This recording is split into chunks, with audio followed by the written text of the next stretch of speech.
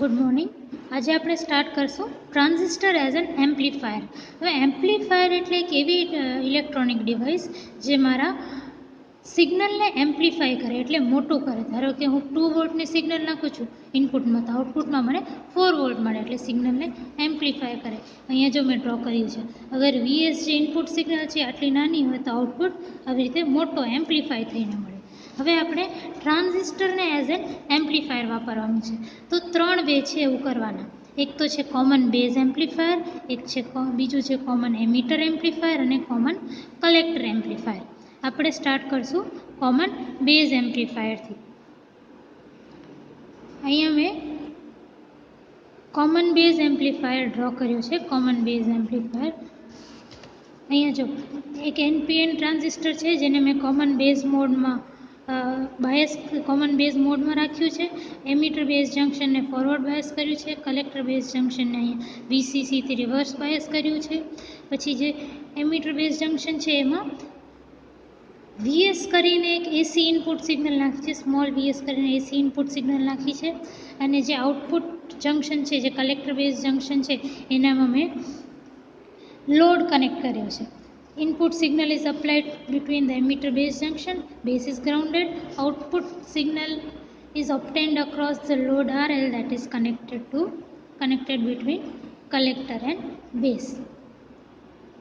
હવે તમે ખાલી આઉટપુટ વાળા આ ભાગ ઉપર ધ્યાન આપો, આ ભાગ ઉપર ધ્યાન આપો. તો આ ભાગમાં વોલ્ટેજ કોના કારણે છે? તો વીસીસીના કારણે વોલ્ટેજ છે. વીસીસીના કારણે વોલ્ટેજ છે. આ વોલ્ટેજ કેમાં ડિવાઈડ થાય છે? તો આ વોલ્ટેજ આમાંનો એક પાર્ટ જે છે એ આરએલમાં ડ્રોપ થશે, વીસીસીનો અમુક પાર્ટ જે છે આરએલમાં વોલ્ટેજ ડ્રોપ કરશે, ને બાકી જે પાર્ટ છે એ કલેક્ટર બેઝના અક્રોસ વોલ્ટેજ ડ્રોપ થશે. તો VCC is nothing but IC. આજે આના વીઓના અક્રોસ આ જે વોલ્ટેજ ડ્રોપ થાય છે, આ વોલ્ટેજ ડ્રોપ આરએલના અક્રોસ વોલ્ટેજ ડ્રોપ કેટલો થશે? આઈસીઆરએલ જેટલો થશે. તો VCC is equal to VCB plus ICRL. તો વીસીબી ઇઝ ઇક્વલ ટુ વીસીબીને મેં સબ્જેક્ટ બનાવ્યું ઇક્વેશનનો. VCB is equal to VCC minus ICRL. હવે વીસીસી શું છે? તો વીસીસી તો મારી સપ્લાય બેટરી છે. મેં એકવાર બેટરી આપી દીધી, મેં સપ્લાય આપી દીધું, તો એ બેટરી ચેન્જ નહીં થાય. બીજું શું ચેન્જ નહીં થાય? તો લોડ આરએલ. મેં કોઈ પણ ડિવાઇસ કનેક્ટ કરી દીધી આરએલ, તો એનો લોડ તો જે છે એ જ રહેવાનો છે, એ ચેન્જ નહીં થાય. તો વીસીસી અને આરએલ કોન્સ્ટન્ટ છે. ચેન્જ શું થાય છે? વીસીબી અને આઈસી. તો હું અગર ડેલ વીસીબી લઉં, સ્મોલ ચેન્જિંગ વીસીબી લઉં, તો del VCB is equal to del VCC minus RL del IC થાય. હવે ડેલ વીસીસી તો 0 છે, તો 0 minus IC RL del IC. તો હવે ડેલ વીસીબી છે. હવે પેરેલલ કનેક્શનમાં તમને ખબર છે કે અહીંયા જેટલો વોલ્ટેજ હશે એના પેરેલલ અહીંયા પણ એટલો જ વોલ્ટેજ હશે. પેરેલલ કનેક્શન જ્યારે બે વસ્તુ પેરેલલ હોય ત્યારે બંને આમમાં સેમ વોલ્ટેજ હોય. તો del VCB is nothing but output voltage VO across the load RL. તો VO output voltage VO is equal to minus RL del IC. હવે during the positive half of the input cycle, એટલે કે જ્યારે આ positive half input સાયકલનો during the positive half of input cycle, જ્યારે input સાયકલનો positive half હશે ત્યારે કેવું હશે કે આવું કંઈક હશે. Positive half of input cycle એટલે ઉપર પોઝિટિવ અને નીચે નેગેટિવ. એટલે આ બેટરીમાં જોવા જાઓ તો આવું કંઈક હશે, ઉપર પોઝિટિવ નીચે નેગેટિવ. તો આ શું થાય છે? આ વીએસ છે, આ વીએસ છે અને આ વીએસ છે, અને આપણે વીઈ તો છે જ. હવે ઇનપુટ સાઈડના સર્કિટ ઉપર ધ્યાન આપો તો વોલ્ટેજીસ બે છે, એક તો વીએસ છે અને એક વીઈ છે. વીએસ અને વીઈ એકબીજાની વિરુદ્ધ દિશામાં છે. જો વીએસ અને વીઈ એકબીજાથી વિરુદ્ધ દિશામાં છે, એટલે અગર વીઈ માઇનસ વીએસ થશે, આ એક વીઈ પ્લસ હું આ બંનેને સુપરપોઝ કરું વીએસ અને વીઈ, તો આ માઇનસ થશે, વીઈ માઇનસ વીએસ થશે, આવું થશે કારણ કે એકબીજાથી ઊંધા છે. હવે હું જેમ જેમ વીએસ વધારતી જઈશ આ જે VEB છે, VEB આ જે એમીટર બેઝના ક્રોસ વોલ્ટેજ છે કોના કારણે છે? VS અને VEE કારણે, ને બંને એકબીજાથી ઊંધા છે તો માઇનસ થશે. હું જેમ જેમ હવે VSને વધારતી જઈશ, એટલે કે ફોરવર્ડ વોલ્ટેજ આને વધારતી જઈશ, એમ શું થશે કે VEB ઘટતો જશે, કારણ કે એ જે છે એ VE કેપિટલ VE ને ઓપોઝ કરે છે. તો જેમ જેમ મારું ઇન પોઝિટિવ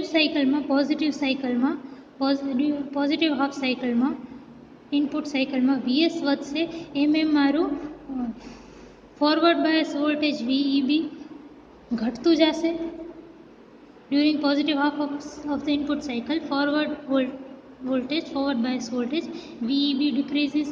હવે VEB ડિક્રીઝ થાય, એમીટર બેઝના અક્રોસ વોલ્ટેજ ડિક્રીઝ થાય તો એના અક્રોસ કરંટ પણ ડિક્રીઝ થાય, વોલ્ટેજ ડિક્રીઝ થાય તો કરંટ પણ ડિક્રીઝ થાય. Therefore, IE and IC will also decrease. IE પણ ડિક્રીઝ થશે અને IE ના ડિક્રીઝ થવા કારણે IC પણ ડિક્રીઝ થશે. હવે ધારો કે સ્ટાર્ટિંગમાં કલેક્ટર કરંટ IC હતો, એ કલેક્ટર કરંટ ઘટીને IC માઇનસ ડેલ IC થઈ ગયો, એટલે કલેક્ટર કરંટમાં કેટલો ચેન્જ આવ્યો? ડેલ IC જેટલો ઘટ્યો, તો માઇનસ ડેલ IC છે. તો આ ડેલ VCB આ જે છે એમાં હું શું લખીશ? Minus RL. અને આ જે ડેલ IC છે, આ ડેલ IC શું સિગ્નિફાય કરે છે? Change in collector current. Change in collector current કેવો છે? નેગેટિવ છે. કલેક્ટર કરંટ ઓછો થયો છે, તો અહીંયા મેં minus RL into minus del IC લખ્યું. તો આ માઇનસ માઇનસ પ્લસ થયું, તો plus RL del IC equal to VO જે આઉટપુટ વોલ્ટેજ છે. તો અહીંયા જુઓ, પોઝિટિવ હાફ સાયકલ વખતે મારો આઉટપુટ વોલ્ટેજ VO પણ પોઝિટિવ છે. આ જુઓ, જ્યારે VS ઇનપુટ પોઝિટિવ, જ્યારે મારો VS પોઝિટિવ હશે ત્યારે મારો VO પણ પોઝિટિવ હશે. સેમ વસ્તુ negative half cycle of input હશે, જ્યારે negative half cycle of input હશે, અહીંયા આવી જઈએ, જ્યારે આ પાર્ટ ચાલતો હશે, જ્યારે આ પાર્ટ હશે ત્યારે મારી સિગ્નલ કેવી હશે? નેગેટિવ હાફ ઇનપુટ, ત્યારે ઉપર નેગેટિવ હશે ને નીચે પોઝિટિવ હશે. તો આ કેવું હશે? આ રીતે નેગેટિવ અને પોઝિટિવ. તો હવે આ જે VS છે એ VEE સાથે છે, એટલે આ બંને એકબીજાના સપોર્ટમાં છે, બંને પ્લસ થશે, VS પ્લસ VEE. તો આ જે VEB છે that is VEE plus VS. તો હવે અગર મારો નેગેટિવ સાઈડમાં વોલ્ટેજ ઇન્ક્રીઝ થશે, તો નેગેટિવ આ VS અગર આ નેગેટિવ સાઈડવાળો આ ઇન્ક્રીઝ થશે, તો મારો VEB પણ ઇન્ક્રીઝ થશે, કારણ કે આ બંને એડિશનમાં છે. તો એઝ માય VS ઇન્ક્રીઝિસ, એટલે નેગેટિવ સાયકલમાં જ્યારે VS ઇન્ક્રીઝ થાય છે ત્યારે ફોરવર્ડ બાયસ વોલ્ટેજ પણ ઇન્ક્રીઝ થાય છે, ફોરવર્ડ બાયસ વોલ્ટેજ VEB પણ ઇન્ક્રીઝ થાય છે. C here, during negative half of cycle of input VEB increases because forward bias voltage increases. હવે VEB ઇન્ક્રીઝ થાય છે એનો મતલબ IE અને IC પણ ઇન્ક્રીઝ થશે. હવે ધારો કે IC મારો પહેલાં IC કરંટ હતો અને નેગેટિવ હાફ સાયકલ વખતે ઇન્ક્રીઝ થઈ ગયો IC પ્લસ ડેલ IC જેટલો. તો હવે ચેન્જ કેટલો થયો છે? ડેલ IC જેટલો.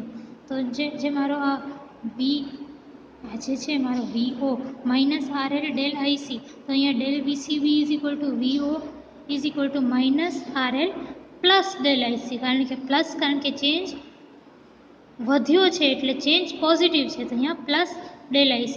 સો VO is equal to minus RL del IC. તો અહીંયા જુઓ, તમારો આઉટપુટ વોલ્ટેજ જ્યારે નેગેટિવ હાફ સાયકલ હશે ઇનપુટની, ત્યારે આઉટપુટ વોલ્ટેજ પણ નેગેટિવ હશે છે. સો VS and VO are in phase.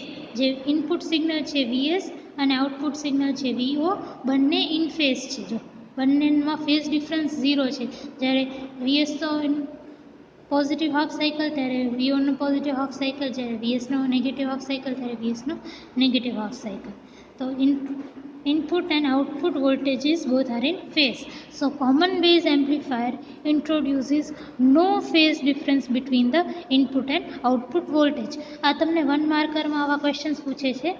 પૂછાતા હોય છે કે what is the phase difference between input and output voltage in common base amplifier, તો તમને કહેવાનું no phase difference, zero phase difference. હવે એમ્પ્લીફાય થાય છે, વોલ્ટેજ એમ્પ્લીફાય થાય છે, મતલબ કે જે આઉટપુટ વોલ્ટેજ છે ઇનપુટ વોલ્ટેજ કરતાં વધારે છે, એને પ્રૂવ કરવા માટે હવે હું વોલ્ટેજ ગેઇન જેવી એક ટર્મ લઈશ. વોલ્ટેજ ગેઇન એટલે શું? વોલ્ટેજ ગેઇન એટલે કેટલો વોલ્ટેજ ગેઇન કરે છે, મળે છે એમ્પ્લીફાયરના થ્રુ. તો voltage gain is defined as output voltage by input voltage. તમે આના આગળ આપણે કરંટ ગેઇન ડિફાઇન કર્યો હતો. કરંટ ગેઇન કેવી રીતે ડિફાઇન કર્યો હતો? Output current divided by input current. તો આ વોલ્ટેજ ગેઇન કેવો હશે? Output voltage by input voltage. હવે એમ્પ્લીફાયરના કેસમાં વોલ્ટેજ ગેઇન કેવો હશે? તો AC output voltage across the load divided by AC input voltage. હવે AC output voltage across the load VO કેવું છે? વીઓ કેવું છે? RL del IC. તો અહીંયા મેં આરએલ ડેલ આઈસી લખ્યું. એસી ઇનપુટ વોલ્ટેજ એટલે હવે ઇનપુટ જંક્શનમાં કેવો વોલ્ટેજ મળે છે? અહીંયા જુઓ તો અમારા ઇનપુટ જંક્શનમાં કેવો વોલ્ટેજ મળે છે? વીઈબી. તો અહીંયા મેં એ રીતે ડેલ વીઈબી લખ્યું. તો એવી જે વોલ્ટેજ ગેઇન છે is equal to RL del IC by del VEB. પણ current gain common base connection આપણે હમણાં ભણીએ છીએ. તો કોમન બેઝ કનેક્શનના કેસમાં કરંટ ગેઇન કેવું હશે? Current gain alpha is equal to IC by I. તો ડેલ આઈસીની જગ્યાએ હું આલ્ફા ડેલ આઈ લખી શકું. આલ્ફા ડેલ આઈ લખી શકું. તો એ જ વસ્તુ મેં અહીંયા કરી છે.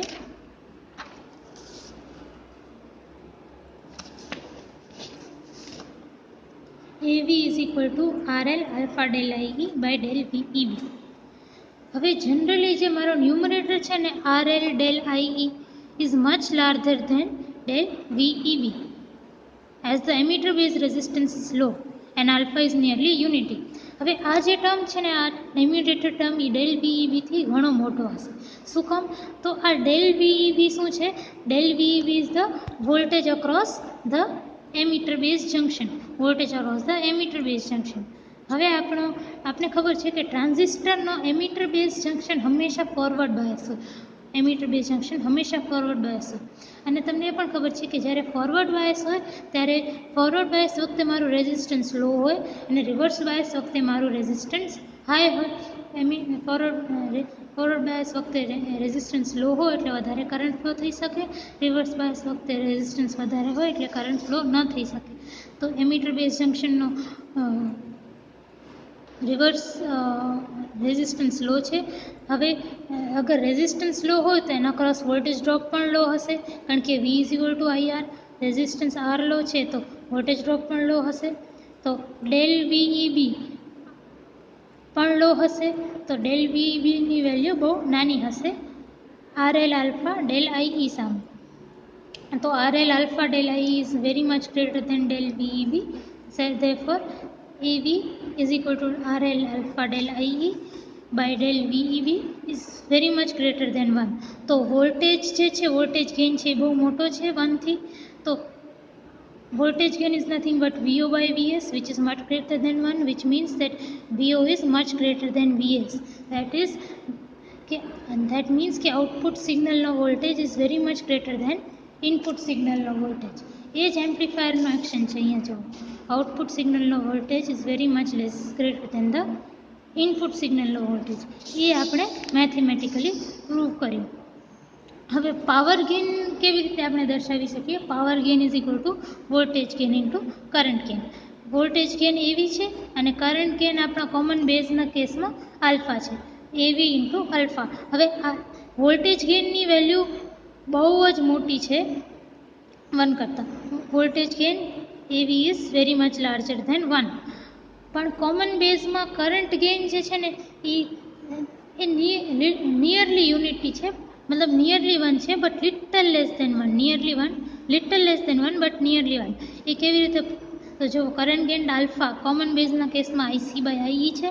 હવે તમને ખબર છે I is equal to IB plus IC. તો એ તો તમને આ ઇક્વેશન જોઈને જ ખબર પડી જાય કે આઈસી આઈથી ઓછો જ હોય તો આઈસી આઈથી ઓછો હોય તો આઈસી બાય આઈ 1 થી ઓછો હોવો જોઈએ, તો current gain this is less than 1. તો વોલ્ટેજ ગેઇન 1 થી ઘણો મોટો અને કરંટ ગેઇન નિયરલી 1 થોડોક ઓછો, તો પાવર ગેઇન કેવો હશે? પાવર ગેઇન એનો જે પ્રોડક્ટ છે એવી ઇન્ટુ આલ્ફા વિલ બી, જે એને મેં એપી થી દર્શાવ્યું છે, will be greater than 1 but not very high. હવે આના એડવાન્ટેજીસ શું છે? કોમન બેઝ એમ્પ્લીફાયરના એડવાન્ટેજીસ શું છે? ફર્સ્ટ એડવાન્ટેજ છે, common base transistor amplifier is not so sensitive to variations in transistor parameters as common emitter amplifier. અને second point છે કે transistor in common base connection can operate at a much higher frequency than common emitter connection. હવે તમે તમારા fifth સેમેસ્ટરમાં third યરમાં તમને frequency response of amplifier શીખવાડવામાં આવશે, ત્યારે તમને આ એડવાન્ટેજીસ સમજાશે. નેક્સ્ટ છે disadvantages of common base amplifier. Disadvantage એ છે કે ફર્સ્ટ પોઈન્ટ છે, input resistance is lowest and output resistance is highest of the three configurations. Therefore, to couple one common base stage to another, it is necessary to use step down transformer. હવે ધારો કે મને આ બે એમ્પ્લીફાયરને એક સાથે રાખવા છે, આ એક એમ્પ્લીફાયર અને પછી આનો આઉટપુટ, આ જે આઉટપુટ છે પહેલા એમ્પ્લીફાયરનો, એના આઉટપુટને મને ઇનપુટ બનાવીને અહીંયા બીજો એમ્પ્લીફાયર લગાવી દઉં, એટલે બીજા એમ્પ્લીફાયરનો જે ઇનપુટ છે એ પહેલા એમ્પ્લીફાયરનો આઉટપુટ થઈ જાય. એવું મને કરવું છે. ધારો કે મારો એવું કરવું હોય તો પ્રોબ્લેમ શું આવે કે તમને ખબર છે કે ઇનપુટ જે સિગ્નલ છે, જે ઇનપુટ રેઝિસ્ટન્સ છે, મેં અહીંયા લખ્યું છે ઇનપુટ રેઝિસ્ટન્સ બહુ ઓછી છે, ઇનપુટ રેઝિસ્ટન્સ બહુ ઓછું છે અને આઉટપુટ રેઝિસ્ટન્સ બહુ વધારે છે. આઉટપુટ રેઝિસ્ટન્સ બહુ વધારે છે. હું અગર અહીંયા સેકન્ડ સ્ટેજ લગાવું, આ જ સેમ જે એમ્પ્લીફાયર છે એનો સેકન્ડ સ્ટેજ લગાવું તો શું, કેવી રીતે કનેક્ટ કરવું પડે? બીજા સ્ટેજનો ઇનપુટ સાઈડ અને પહેલા સ્ટેજનો આઉટપુટ સાઈડ, તો અહીંયા હાઈ રેઝિસ્ટન્સ હશે ને અહીંયા લો રેઝિસ્ટન્સ હશે, તો આના બે વચ્ચે મેચિંગ નહીં હોય, તો એના કારણે પાવર લોસ થાય. તમને મેક્સિમમ પાવર ટ્રાન્સફર થિયરમ કરીને એક થિયરમ હોય છે જે તમને કદાચ નથી આવી, પણ એ એમ કહે છે કે મેક્સિમમ પાવર ટ્રાન્સફર કરવા માટે બે સર્કિટના વચ્ચે મેક્સિમમ પાવર ટ્રાન્સફર કરવા માટે બંને સર્કિટના ઇમ્પિડન્સ સેમ હોવા જોઈએ. એટલે આનો આઉટપુટ અને બીજી સર્કિટનો ઇનપુટ, ફર્સ્ટ સ્ટેજનો આઉટપુટ અને સેકન્ડ સ્ટેજનો ઇનપુટ વચ્ચે ઇમ્પિડન્સ મેચિંગ હોવું જોઈએ, પણ આ કેસમાં થતું નથી, કારણ કે ફર્સ્ટ સ્ટેજનો આઉટપુટ હાઈ છે, સેકન્ડ સ્ટેજનો ઇનપુટ લો છે. તો આપણે શું કરવું પડે એના માટે? તો અહીંયા આપણે એક સ્ટેપ ડાઉન ટ્રાન્સફોર્મર વાપરી લઈએ અને આ જે હાઈ આઉટપુટ રેઝિસ્ટન્સ છે એને સ્ટેપ ડાઉન કરી અને સેકન્ડ સ્ટેજના ઇનપુટ જેટલો લો કરી નાખીએ તો આપણે એની જરૂર પડે. It is necessary to use step down transformer. Second disadvantage છે જે આપણે ઉપર જોયો કે current gain is less than 1 and voltage gain is high, hence power is not very high but approximately equal to the voltage gain AV. Next આપણે common emitter configuration start કરીશું. Common emitter configuration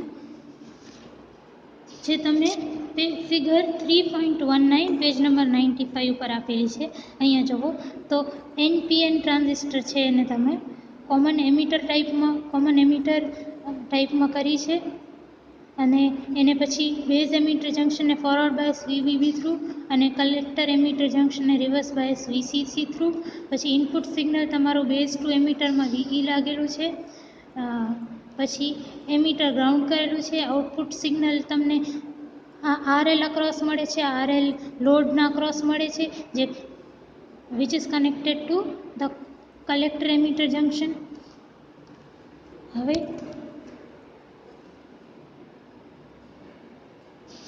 ધારો કે મારી અહીંયા મેં VE નામ આપ્યું છે, એની જગ્યાએ અહીંયા જો અહીંયા મેં બધી જગ્યાએ VS વાપર્યું છે, તો અહીંયા પણ હું VS વાપરીશ.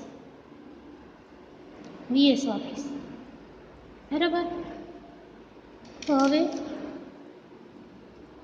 લાસ્ટ ટાઈમ કોમન બેઝનો જેમ જ કરવાનું છે. અહીંયા ધ્યાન આપો તો વીસીસી આ જે વોલ્ટેજ છે એ કોના કોના વચ્ચે ડિવાઈડ થાય છે? એક વોલ્ટેજ ડ્રોપ આરએલના ક્રોસ થશે, એ વોલ્ટેજ જે છે આઈસીઆરએલ, અને બીજો કલેક્ટર એમીટરના અક્રોસ ટ્રાન્ઝિસ્ટરમાં ડ્રોપ થશે.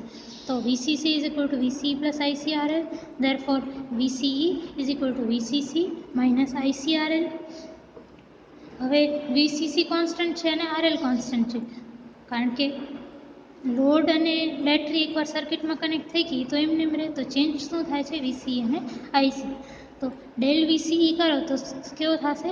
ડેલ વીસીસી 0 થશે. તો del VC is equal to del VCC minus R A del IC.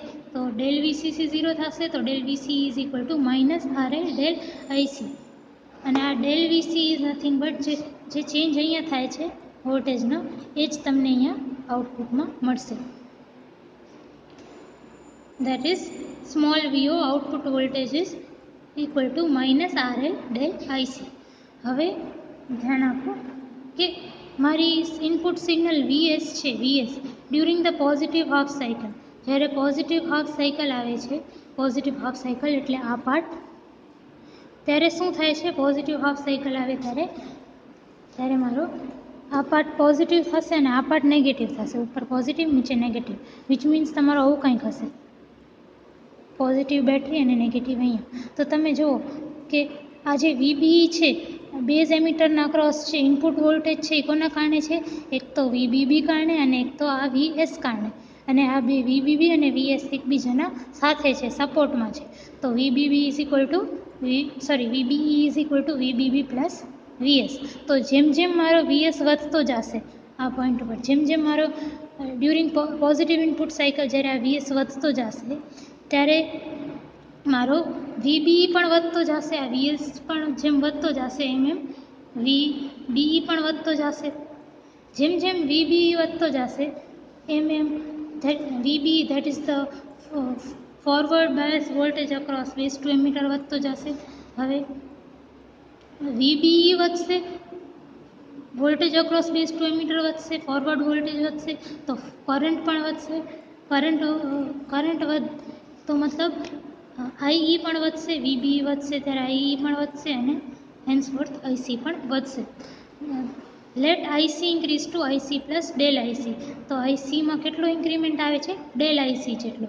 તો VO is equal to minus R L plus del IC, કારણ કે આઈસી ઇન્ક્રીઝ થાય છે, that is minus R L del IC. તો VO કેવો છે? Negative. જ્યારે ઇનપુટની પોઝિટિવ હાફ સાયકલ હશે ત્યારે વીઓ કેવો હશે? આ જો નેગેટિવ હશે. અહીંયા તમને છે when Vs increases in positive half cycle, Vo will be negative. During the negative half cycle, જ્યારે નેગેટિવ હાફ સાયકલ આવશે એટલે આ પાર્ટ આવશે, નેગેટિવ હાફ સાયકલ આવશે ઇનપુટનો, ત્યારે શું થશે? નેગેટિવ હાફ સાયકલ આવશે ત્યારે આવું કંઈક હશે, ઉપર નેગેટિવ નીચે પોઝિટિવ, ઉપર નેગેટિવ નીચે પોઝિટિવ, એટલે આવું કંઈક હશે. એટલે હવે વીબીબી અને વીએસ, આ જો આ બંને બેટરી એકબીજાને ઓપોઝ કરે છે. તો વીબીઈ કેવું હશે? વીએસ માઇનસ વીબીબી, આ એકબીજાને ઓપોઝ કરે છે. તો જેમ જેમ મારું વીએસ વધશે, મારું સિગ્નલ વધશે નેગેટિવ ડાયરેક્શનમાં, એમ શું થશે કે મારું વીબીઈ ઘટતું જશે, કારણ કે આ ઓપોઝ કરે છે, એકબીજાને ઓપોઝ કરે છે. તો વીબીઈ ઘટતું જશે. નેગેટિવ હાફ સાયકલમાં, during negative half cycle of VS, VBE decreases, VBE decrease થશે, voltage across base emitter decrease થશે, તો કરંટ અક્રોસ એમીટર પણ ઘટશે, આઈ ઘટશે, તો એના કારણે આઈસી પણ ઘટશે. હવે let IC decrease to IC minus del IC. Let IC decrease to, મેં અહીંયા ઇન્ક્રીઝનો એરો કર્યો છે, એની જગ્યાએ તમે ડિક્રીઝનો એરો કરજો. Let IC decrease to IC minus del IC. તો વીઓ કેવો હશે? Minus R L into minus del IC. Minus del IC because current decrease થાય છે, એમાં ઘટે છે. તો વીઓ કેવો થઈ જશે plus RL del IC, which means જ્યારે નેગેટિવ હાફ સાયકલ હશે, જ્યારે નેગેટિવ હાફ સાયકલ ઇનપુટની હશે ત્યારે મારો વીઓ પોઝિટિવ હશે. આવું કંઈક હશે. જો so CE amplifier introduces a phase difference of 180 degree between input and output voltage. હવે ઇનપુટ અને આઉટપુટ વોલ્ટેજ ઉપર ધ્યાન આપો તો આ બંને વચ્ચે 180 ડિગ્રીનો ફેઝ ડિફરન્સ છે. જ્યારે આ પોઝિટિવ છે, વીઓ નેગેટિવ છે. જ્યારે વીએસ પોઝિટિવ છે, વીએસ નેગેટિવ છે, વીઓ પોઝિટિવ છે. સો CE amplifier introduces 180 degree phase shift between the input and output voltage. હવે કોમન એમિટરના કેસમાં કરંટ ગેઇનને આપણે બીટા નામ આપ્યું હતું. Current gain is output current by input current. જે કોમન એમિટરના કેસમાં શું છે, આઉટપુટ કરંટ આઈસી અને ઇનપુટ કરંટ આઈબી. તો આઈસી બાય આઈબી, હવે આઈસી આઈબીથી હંમેશા મોટો હોય. આઈસી આપણો મિલી એમ્પિયરમાં હોય છે ને આઈબી માઇક્રો એમ્પિયરમાં હોય છે. તો IC is always greater than IB. તો બીટા હંમેશા મોર ધેન 1 હશે. તો current gain of common emitter amplifier will always be greater than 1. Voltage gain આમાં કેવો હશે? Voltage gain is nothing but VO by VS. That is voltage gain is output voltage by input voltage. Output voltage by input voltage, અહીંયા VI. અહીંયા output voltage કેવો છે? Output voltage છે RL del IC by, હવે input voltage કોના કારણે છે? અહીંયા ઇનપુટ વોલ્ટેજ જે છે કોના કારણે છે? ડેલ વીબીઈ કારણે. ડેલ વીબીઈ કારણે તમારો ઇનપુટ વોલ્ટેજ છે. બરાબર? તો હવે તમે આવી રીતે લખી શકો ડે આઈસી. અહીંયા જો IC is equal to beta IB લખી શકો, તો del IC is equal to beta del IB એ રીતે લખી શકો. હવે બીટાની વેલ્યુ બહુ મોટી હોય, જો અહીંયા આપણે પ્રૂવ કર્યું છે. અને લાસ્ટ ટાઈમ આપણે જોયું હતું કે ડેલ વીઈબી બહુ નાનો હોય. તો સેમ લોજિકથી લાસ્ટ આપણે કોમન બેઝમાં પ્રૂવ કર્યું હતું. તો એ સેમ લોજિકથી આપણે જોશું કે RL beta del IB will be very much greater than del VB. તો RL beta del IB by del VB will be very much greater than 1. તો આમાં વોલ્ટેજ ગેઇન પણ મોટો છે અને કરંટ ગેઇન પણ મોટો છે. તો power gain is equal to voltage gain into current gain, that is equal to AV into beta, voltage gain into current gain beta, that is more than 1. Current gain અને voltage gain બંને મોટા હોય તો power gain પણ મોટો હોય. તો advantages of CE amplifier. CE એમ્પ્લીફાયરના એડવાન્ટેજીસ શું છે? It has a good power and current gain. Power અને કરંટ ગેઇન સારો છે. Second point, highest power gain of all 3 configuration. Common base, common conductor અને કોમન એમિટર, ત્રણેયમાંથી સૌથી highest power gain common emitter કનેક્શનમાં હશે. Difference between input and output impedance is not very large, so matching transformer is not required. હવે input અને output impedance common એમિટરના કેસમાં બંનેમાં બહુ વધારે ફરક નથી. તો આપણે અગર બીજો સ્ટેજ લગાવવો હોય અહીંયા, તો મને બીજા કોઈ સ્ટેપ ડાઉન ટ્રાન્સફોર્મરની જરૂર નહીં પડે જેવો કોમન બેઝમાં પડતી. Disadvantage. Frequency response of common emitter amplifier is inferior to that of other two circuits because of large effective input impedance. આ પણ આપણે ફ્રીક્વન્સી રિસ્પોન્સને 5th સેમેસ્ટરમાં આપણે આવશે. 5th સેમેસ્ટરમાં યુનિટ 1 છે, એમાં તમને ફ્રીક્વન્સી રિસ્પોન્સ એમ્પ્લીફાયર્સના આવશે, ત્યારે આ પોઈન્ટ્સ તમને સમજાશે. Thank you.